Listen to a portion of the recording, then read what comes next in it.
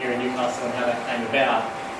Funnily enough, I actually met some of these guys in Tokyo a few months ago. You might have already seen some of this, but none of the locals have, which is quite a bit back to front, but nonetheless. A bit of the story of Renew Newcastle. So, Renew Newcastle was established in late 2008, and the idea was to try and revitalise the city. And I guess you'll get a sense as we go forward about why. I think some of the pictures, if you haven't already seen the state of parts of the city, will give you a good indication of why we needed to do that. We've established more than 40 plus, and we've started more than 40 plus creative projects and enterprises and initiatives in Newcastle since February 2009. The first projects got their keys then. We're currently managing a bit under 25 projects and spaces. We peaked at a bit over, we probably peaked close to 40, and then we've lost a few as some of the spaces have actually filled back up again. But to give you an idea of why this sort of idea came about, if you've been wandering around the streets of Newcastle, this whole area is in a pretty bad kind of way. That building you can see there is the Old Victoria Theatre. That's, I think, the second oldest theatre in Australia. It's been empty pretty much all my life. I'm in my early 30s now. As you walk around the streets, these are all photos I took in 2008. If you walk around the streets, a lot of the buildings are boarded up. They're abandoned. Literally, the signs are still hanging from the wall. Someone's walked out of that place and just left it. It's been like that for years. Places that have been vandalised, they're smashed up, buildings that are basically, eyesores because people aren't taking care of them and they're falling apart. And in the larger sense, when buildings are left for prolonged periods of time, you get areas like this, which is a place locals will know it as the old Empire Hotel site. It's about a kilometre and a half, maybe that way, a kilometre up the main street. It's a site that was bought by developers who just tried to flip it for a DA. Make some money out of improving the value of what's approved on the land, and then they just let it fall apart. And that's happened in a lot of sites around Newcastle. Spaces are just falling apart while their long-term use is being sorted out.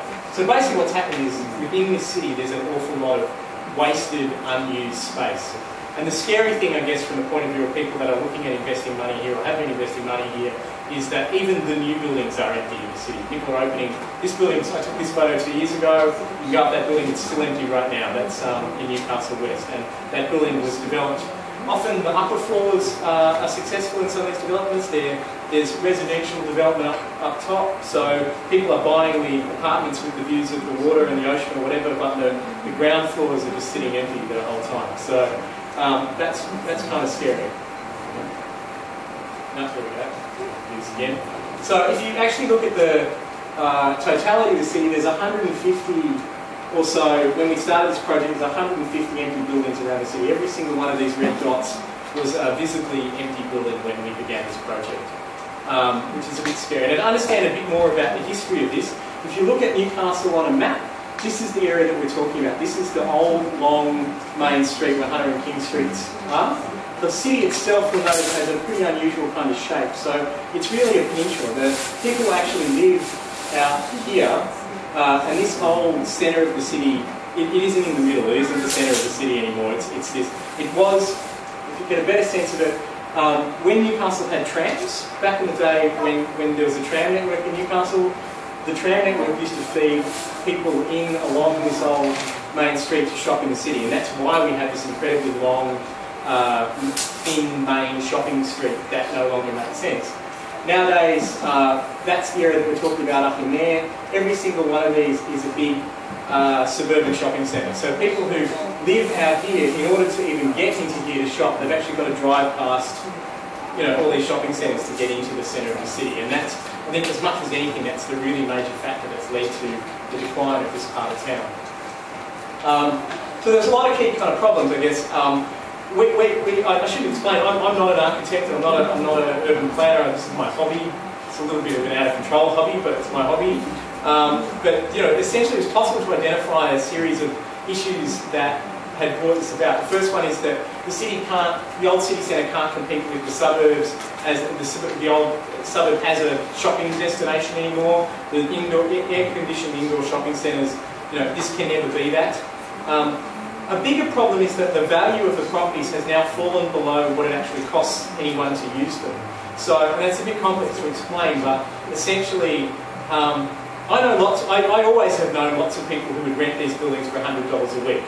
But the problem is that as a tax loss, they're worth more than they're actually worth to what anyone will actually pay to rent them anymore. So it now pays the owners more money to leave the buildings empty than to let someone use them, which is quite a bizarre and counterintuitive kind of situation. Small scale, one of the bigger problems here in the city too is that for a long time, small scale initiative hasn't been viable. So the idea that a small group of people might roll up their sleeves and try something and do something and experiment in these spaces is not viable because of that cost to use ratio that I kind of talked about before.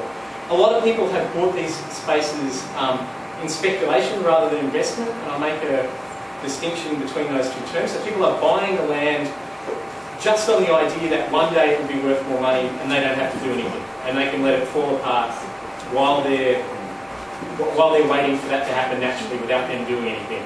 And then there's never been any real incentives to activate these spaces. So often what's happening is that there's a lot of big development, big discussion about big development. People talk about bulldozing blocks and building apartments or whatever else. In the meantime, there is no reason for anyone to try and use those spaces. So what we've tried to create through Renew Newcastle is a structure that solves these problems. From my point of view, the things that are really important to me is the idea that every single one of those empty spaces is a lost opportunity. It's a chance for something to be started or experimented or tried with that isn't being embraced. And a big part of the thinking to me is that initiative and experimentation and not just capital are the key to revitalisation. So it's not just about who's going to spend money here, it's who's going to spend their time or energy trying to do something here is really important for what will make the city come back to life again. We've tried to create a system that encourages that.